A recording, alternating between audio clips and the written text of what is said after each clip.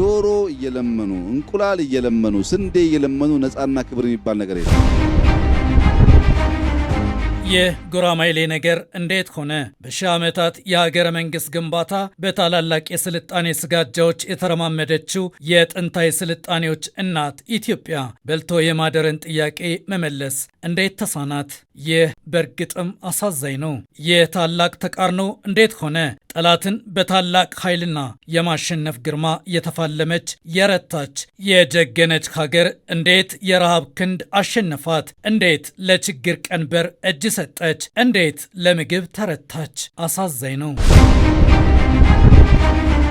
ደግሞ ተፈጥሮ እንደዛ አድልቶላት እንደዛ ለግሷት አባይን የመሰለ ምድር አረስርስ ወንዝ የፈለቀላት ከባሌ እስከ ሰላሌ ከጎጃም እስከ ሁመራ ሞልቶ የተረፈ መሬት የተነጠፈላት የሚታረስ ሜዳ የሚለማ ጋራና የሚቆፈር ተራራ ከራስ ዳሽን እስከ ዳሉል የተዘረጋላት እናት ኢትዮጵያ እንዴት ተራበች?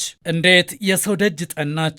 በእርግጥም እዚህ ምዕራፍ ላይ ያለው የኢትዮጵያ ገጽ ትራጀዲ ነው። በወርቅ ምድር ላይ እየተረማመዱ የመቸገር ትራጀዲ፣ ውሃ በደጅ እየፈሰሰ የመጠማት ሐዘን፣ የኢትዮጵያ ረሃብና ችግር ለዜና ዘጋቢዎቹ ኢትዮጵያ እኮ ሚሊዮኖች ምግብ እያጡ የሚመቱባት ረሃብ በአካል የሚታይባት ምድር ናት ለማለት ቃልና ልብ ሰጣቸው።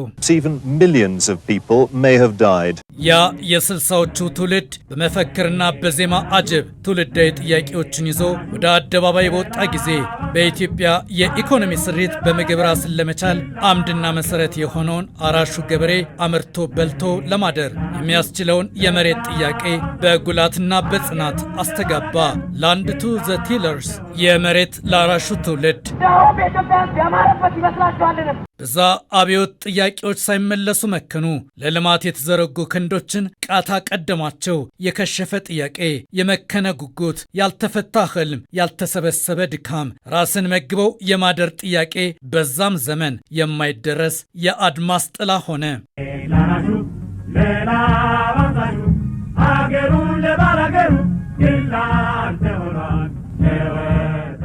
ከዛ በኋላ ያሉት ዓመታትም ትርጉም ያለው ለውጥ በሚፈለገው መጠን ሳይመዘገብባቸው ብዙ መስከረሞች እየመጡ ሄዱ። ደግሞ በ2010 በህዝባዊ ፍላጎትና ሰልፎች የተመራ አዲስ ዘመን፣ አዲስ ተስፋ፣ አዲስ ለውጥ መጣ። በቀደመው ዘመን ረሃብና ችግር በጎላ ድምፅ የዘገቡ አንደበቶች ኢትዮጵያ ወደ ሌላ አዲስ ምዕራፍ የመሸጋገሯን ነገር በድምቀትና በጉላት ተናገሩ። እየሆነ ያለው የደስታ ነው። All of them are really excited about what the future holds. Ethiopia's Prime Minister has only been in the job since April. Release political prisoners and journalists. መንግስት ራዕይና ግቡን እንደ ንጋት ብርሃን በጠራ ቃል አወጀ። ትልቁ የዚህ መንግስት ህልም በምግብ ራስ መቻል ነው። ደግሞ በጦር ሰልፎች የበረታች ታላላቅ ድሎችን በተራሮችና ሸለቆ ገጾች የጻፈች ያተመችው ኢትዮጵያ ሉዓላዊነት ከጦር ሰልፎች የተሻገረ ሆኖ ታወጀ። የምግብ ሉዓላዊነት ማረጋገጥ የመደመር መንግስት አንዱና ዋነኛው ተልዕኮ ነው። አዋጅ ብቻ አይደለም፣ ቃል ብቻ አይደለም፣ መፈክር ብቻ አልነበረም። የሀገር ልጅ ክንዱን አበረታ፣ አረሰ፣ አፈሰ፣ ካሰበው ደረሰ። ኢትዮጵያ በታሪኳ አዲስ የስንዴ ምዕራፍ የጻፈችበትን ንጋት አበሰረች።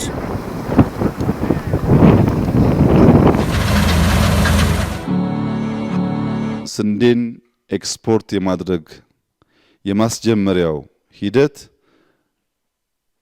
ለኢትዮጵያ ከሚገባት ማድረግ ከሚገባን የመጀመሪያው ትንሹ ስቴፕ ነው። የኢትዮጵያና የመሪዋን ትጋት በዓለም ሁሉ ፊት ከተገለጠባቸው ቀናት መካከል አንዱ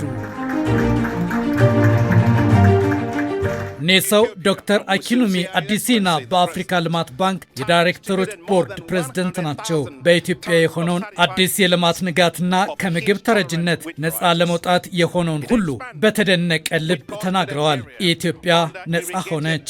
It has made Ethiopia self-sufficient in wheat for the first time in its history.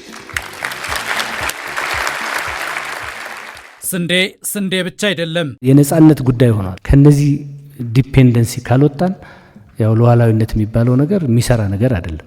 በምግብ ራስን ለመቻል ከሰፋፊ የስንዴ ማሳዎች ከአድማስ ጋር ከተሰፉ የልማት እርሻና አዝመራዎች ባለፈ በየቤቱ የሌማት ትሩፋት የአጠቃላይ ልማት ተደማሪ ቀለም እንዲሆን የተዘረጋ ሌማት የዚህ መዳረሻው ነጻነት ነው። ነጻነትን ከፈለግን ከልመና ራሳችንን መገላገል አለብን። የሚያጋጥሙ ችግሮችን በራስ መንገድ መፍታት፣ መወጣት፣ መሻገር የጀግንነት ውብ እሴት ነውና ድካም ሁሉ፣ ትጋቱ ሁሉ፣ ጥረቱ ሁሉ ለዚህ ለከበረ ሰውና ሀገር የመሆን እሴት ነው። ችግርን በራስ አቅም የመፍታት ችሎታ የተሟላ ሉዓላዊነት፣ የተሟላ ነጻነት፣ የተሟላ ሀገራዊ ኩራትና የተሟላ ታላቅነት መገለጫ ነው። ደግሞ ይቻላል። ጠግቦ ማደር ይቻላል። መለመንን ማቆም ይቻላል። በራስ ወዝና ላብ መተዳደር ይቻላል። ለዚህ በዓመት 3 ጊዜ ያመረቱ የኢትዮጵያ ቆላዎች ይጠየቁ። ጦም ማደር ያቆሙ ተራሮችና ሜዳዎች ይጠየቁ። በአረንጓዴ አሻራ አደይና አረንጓዴ ከለበሱ አጸዶች ዳርቻዎቻቸው ከሰማይ አድማስ የተሰፉ እስከሚመስሉት የስንዴ ማሳዎች ይጠየቁ። ይቻላል። ከከተማ ግብርና እስከ ገጠር ኮሪደር ቢታሰስ ቢመረመር ሐቅ ነው። ይቻላል። እጅግ በቂ የሆነ ምግብ በእያንዳንዱ ቤተሰብ ማዕድ ላይ እንዲቀመጥ ማድረግ ይጠበቅብናል። ይሄንን ማድረግ ደግሞ ይቻላል።